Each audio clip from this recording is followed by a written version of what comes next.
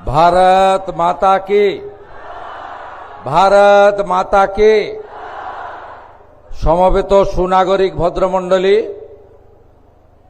এবং এই পুণ্যভূমি পবিত্র ভূমি ফলতার গণদেবতা জনতা জনার্দন,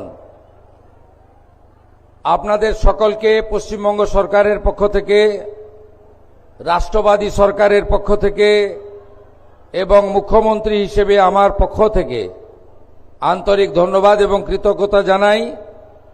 প্রবল দাবদাহের মধ্যে এই দুপুরবেলা আপনারা এত গরমের মধ্যে ঘর্মাক্ত পরিবেশে এখানে আমাদের কর্মসূচি সভাস্থল কানায় কানায় ভরিয়ে দিয়েছেন। আমাদের এই ব্যবস্থাপনা গোটা রাজ্য জুড়ে আমাদের জনকল্যাণ শিবির হচ্ছে। মাননীয় প্রধানমন্ত্রী নরেন্দ্র মোদীজি, যিনি দেশের প্রধানমন্ত্রী হিসেবে সর্বকালীন রেকর্ড করেছেন 12 বছরের অধিক সময়, তাকে সামনে রেখে পশ্চিমবঙ্গের নবগঠিত সরকার, আপনাদের সরকার, জনগণের সরকার, যে সরকার মনে করে রাষ্ট্র সর্বোপরি, নেশন ফার্স্ট, সেই সরকারের পক্ষ থেকে 15, 16, 17 জনকল্যাণ শিবির আয়োজিত হয়েছে। আপনারা এই শিবিরে সমবেত হয়েছেন।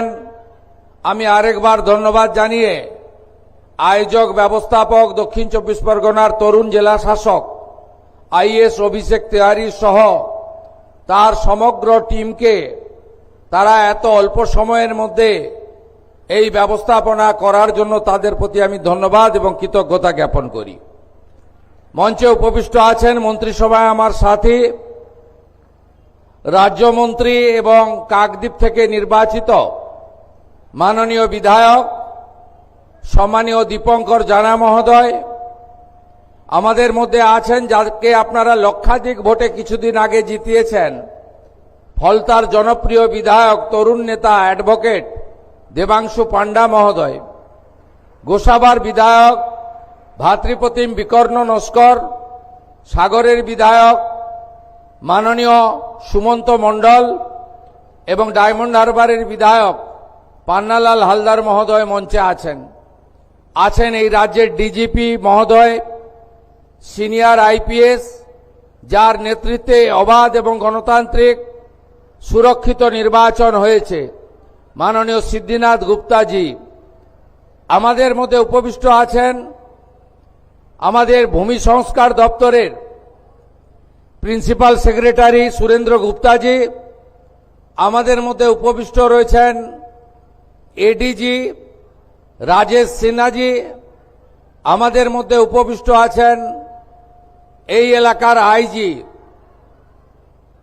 আমাদের এই জেলার নতুন এসপি চন্দ্রশেখর বর্ধন সহ আমাদের সাধারণ প্রশাসন, পুলিশ প্রশাসনের সমস্ত ব্যক্তিবর্গ।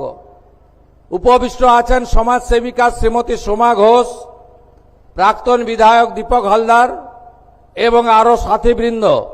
সকলকে আমি যথাযথ সম্মান এবং অভিনন্দন জানাই। আপনারা জানেন এই শিবির থেকে 54টি ভারত সরকার এবং রাজ্য সরকারের যে স্কিম রয়েছে, সেই স্কিমে নাম নথিভুক্তকরণ করা এবং ফর্ম ফিল আপের মধ্য দিয়ে পোর্টালে আপলোড করার মধ্য দিয়ে আপনারা যাতে প্রত্যেকটি স্কিম পান তার ব্যবস্থা আমরা করেছি। আমরা এই শিবিরে যেহেতু অঞ্চলে অঞ্চলে করতে পারা যায়নি সময়ের অভাবে, তাই মানুষের লম্বা লম্বা লাইন পড়েছে এই শিবিরে। মানুষ এই সরকারের উপরে আস্থা রাখছেন, ভরসা রাখছেন। এই সরকার সামাজিক সমস্ত কল্যাণকর কর্মসূচি পরিচ্ছন্নতার সঙ্গে, স্বচ্ছতার সঙ্গে কেন্দ্র এবং রাজ্য সরকারের স্কিমের সমস্ত বেনিফিট যাতে ডাইরেক্ট বেনিফিট ট্রান্সফার অর্থাৎ ব্যাংকিং সিস্টেমের মাধ্যমে কোনো রকম দুর্নীতি ছাড়াই, মধ্যস্বত্বভোগী ছাড়াই, কোনো রকম ব্রোকার বা আপনাদের বঞ্চিতকারী যে ব্যবস্থাপনা সেটা ছাড়াই যাতে আপনারা পেতে পারেন, তার জন্য এই ব্যবস্থা নিয়েছেন।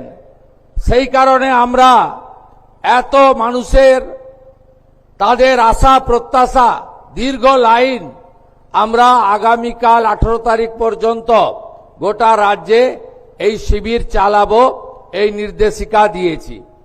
আমরা আপনাদের কাছে যে কথাটা বলতে চাই যে আপনারা জানেন যে এই 54টা স্কিমের মধ্যে সবচেয়ে গুরুত্বপূর্ণ স্কিম হচ্ছে আয়ুষ্মান ভারত।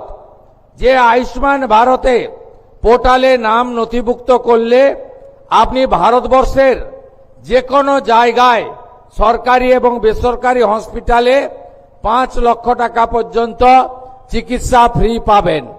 এই রাজ্যে 1,43,00,000 পরিবার, 6.5 কোটি মানুষ এই আয়ুষ্মান ভারতের প্রকল্পের সুযোগ আপনারা পাবেন, যার 60% অর্থ মোদীজির নেতৃত্বে ভারত সরকার দেবে, 40% অর্থ পশ্চিমবঙ্গ সরকার এর সঙ্গে যুক্ত করবে। দ্বিতীয় কর্মসূচি আপনাদের কাছে আমি বলবো, প্রান্তিক মানুষরা, গ্রামে থাকা মানুষরা, স্বল্প রোজগার যারা করেন তারা প্রধানমন্ত্রী সূর্য ঘর প্রকল্পে সোলার আলোর জন্য ব্যবস্থা নিন। 100 ইউনিটের জন্য 30,000 টাকা, 200 ইউনিটের জন্য 60,000 টাকা, 300 ইউনিটের জন্য 78,000 টাকা প্রধানমন্ত্রী সূর্য ঘরে আপনারা সাবসিডি বা ভর্তুকি পাবেন। এর ফলে আপনাকে ইলেকট্রিকের বিল দিতে হবে না। এটারও সুযোগ আপনারা এই জনকল্যাণ শিবির থেকে নাম নথিভুক্তকরণের মধ্য দিয়ে গ্রহণ করুন। তৃতীয় সেটি হলো আমাদের অন্নপূর্ণা যোজনা। আপনারা জানেন যে কেন আমরা ফর্ম ছাপিয়ে ভেরিফিকেশন করে আমরা উপযুক্ত প্রাপকদেরকে চিহ্নিত করছি।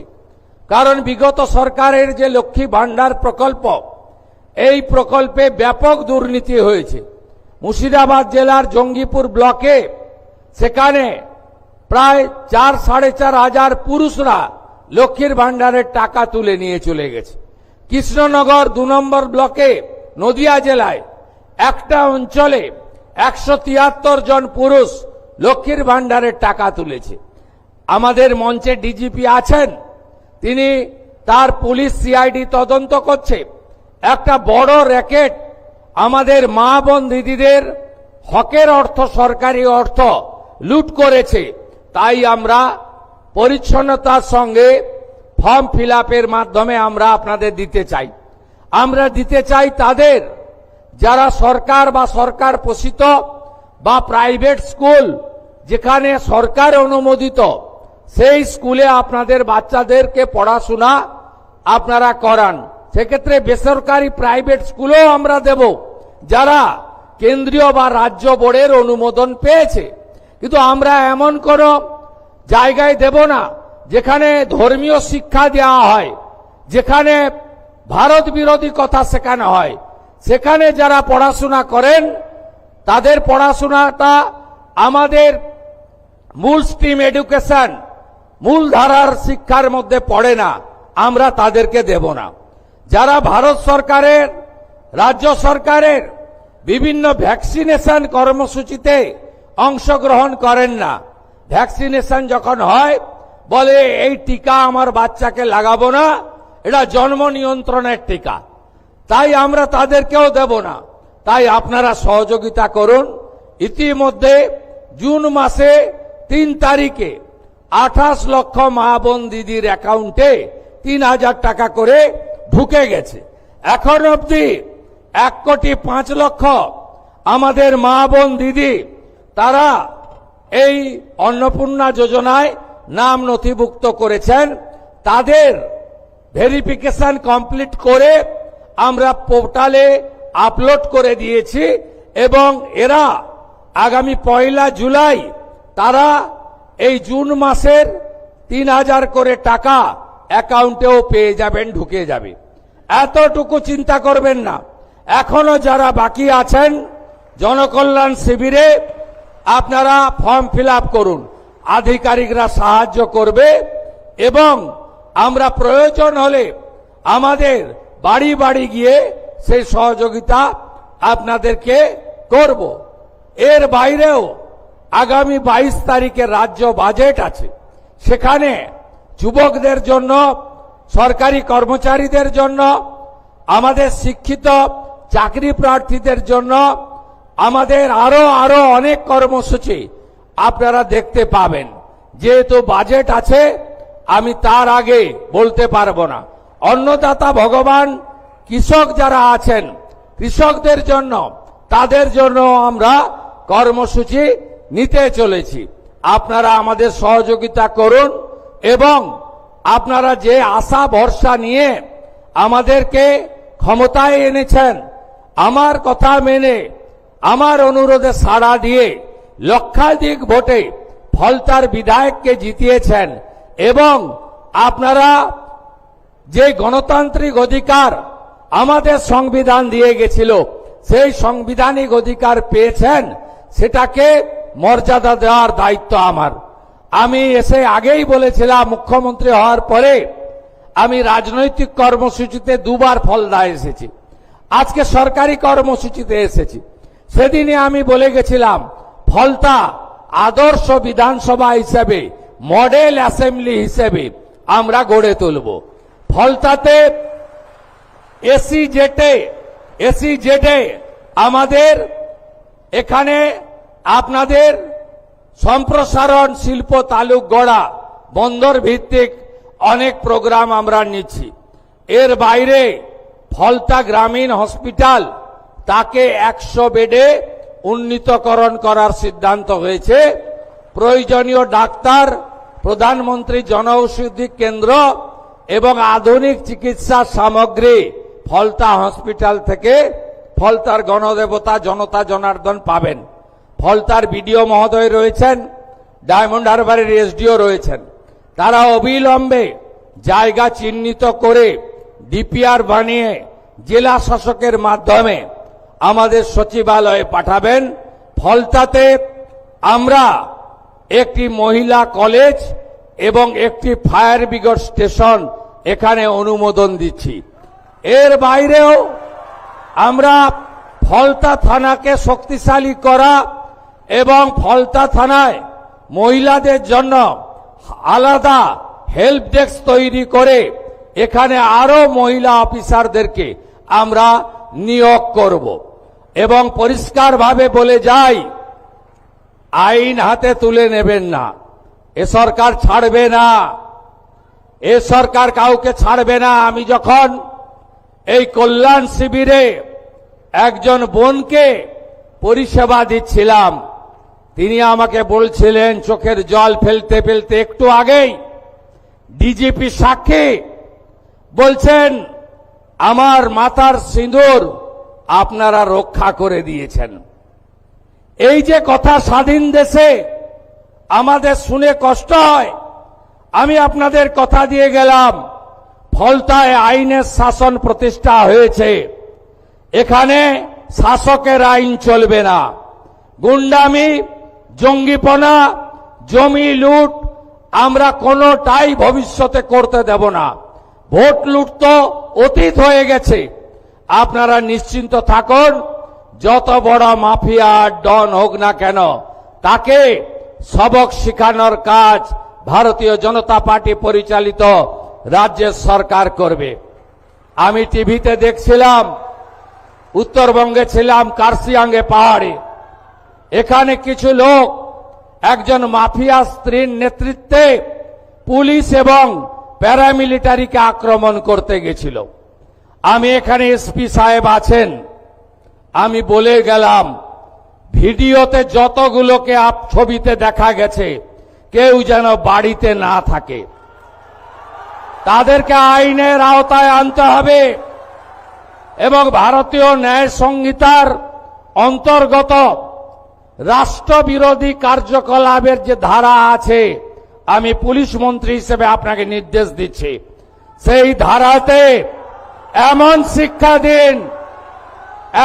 শিক্ষা দিন যাতে কোনোদিন কোন পুলিশ সরকারি কর্মচারী, প্যারামিলিটারি যারা এসেছেন আমাদের সাহায্য করতে, তাদেরকে কেউ আক্রমণ করার সাহস না রাখে।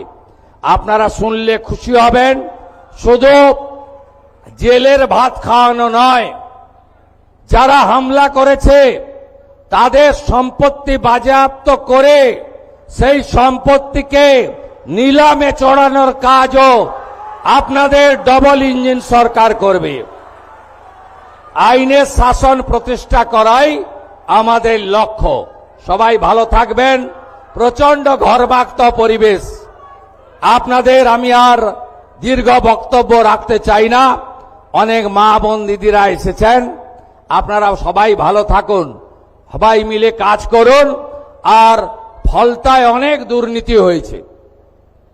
আমি এখানে জেলা শাসককে বলে গেলাম, গত আমফানে ফলতাতে প্রত্যেকটা হাউস ড্যামেজে 20,000 টাকা করে প্রধানমন্ত্রী রিলিফ ফান্ড থেকে দেওয়া হয়েছিল। 20,000 ইউনিট টাকা চুরি হয়েছে, আমি তালিকা পেয়েছি, তারও ব্যবস্থা হবে। আর কিছুদিন আগে বিগত সরকার বাংলার বাড়ি বলে একটা স্কিমে প্রথম কিস্তিতে 8,000 বাড়ি, এখানে বাড়ি হয়নি, সেখানে 60,000 টাকা করে 8,000 ইউনিট টাকা তুলে নিয়ে চলে গেছে। কে তুলে নিয়ে চলে গেছে আপনারা জানেন। তাকে অভিযোগ আছে বিগত দিনে যিনি বিডিও ছিলেন তিনি সহায়তা করেছেন। বিডিওর বিরুদ্ধে যে ব্যবস্থা নেওয়ার আমাদের ভিজিলেন্স নেবে সরকারি। আর ডিএম সাহেবকে আমি বলে গেলাম, এই ক্ষেত্রে প্রত্যেকটি বেনিফিশিয়ারির ফিজিক্যাল ভেরিফিকেশন, অর্থাৎ বাড়ির যে টাকা লুট হয়েছে সেই লুটের টাকা ফেরত করানো এবং তাদের বিরুদ্ধে প্রয়োজনীয় ব্যবস্থা নেওয়ার কাজ এখানকার জেলা প্রশাসন করবে। আমি এটা নজর রাখব। সবাই খুব ভালো থাকবেন, সবাই ভালো থাকবেন। আগামী 20 জুন ডক্টর শ্যামা প্রসাদ মুখার্জি 1947-এ পশ্চিমবঙ্গ দিয়ে গেছিলেন। পশ্চিমবঙ্গ দিবস সর্বত্র পালন করবেন। আর আগামী 21 তারিখ বিশ্ব যোগা দিবস। 181টা দেশ ভারতবর্ষের এই উদ্যোগ গ্রহণ করেছে। বিগত দিনে পশ্চিমবঙ্গে বেসরকারিভাবে হতো, এবারে সরকারিভাবে হচ্ছে। মাননীয় প্রধানমন্ত্রী নরেন্দ্র মোদীজি তিনি নিজে থাকবেন কলকাতাতে যোগা দিবসে। আপনারাও প্রত্যেকটি রাস্তায়, প্রত্যেকটি এলাকায় যোগা দিবস পালন করার মধ্য দিয়ে আমাদের এই যোগকে বাড়িতে বাড়িতে পৌঁছে দেওয়ার কাজ করবেন। এই আবেদন নিবেদন রেখে আপনারা 22 তারিখের বাজেটের পরে দেখবেন আমরা পশ্চিমবঙ্গের এমন কোনো জায়গা নেই, এমন কোনো সম্প্রদায় নেই, এমন কোনো এলাকা নেই যে এলাকায় উন্নয়নের কথা আমরা ভাবিনি। আপনাদের সরকার আপনাদের জন্য কাজ করবে। আর আমি নিজে মুখ্যমন্ত্রী হিসাবে সুন্দরবন উন্নয়ন দপ্তর হাতে রেখেছি। আমার সাথে এমওএস আছেন দীপঙ্কর জানা। আমি কথা দিয়ে গেলাম, এই অপরূপ সুন্দর দক্ষিণ 24 পরগনা, অপরূপ সুন্দর সুন্দরবন সহ এই সমস্ত এলাকা, ফলতা থেকে শুরু করে সাগর পর্যন্ত, বাসন্তী কুলপি থেকে শুরু করে রায়দিঘি পর্যন্ত, আমাদের অগ্নিশ্বর নস্কর এখানে আছেন বিধায়ক, ওই এলাকা বিষ্ণুপুর সাতগেছিয়া আমরা সুন্দর করে সাজানোর কাজ করব। এই অঙ্গীকার রেখে আমার কথা শেষ করলাম। জয় হিন্দ, বন্দে মাতরম। নমস্কার।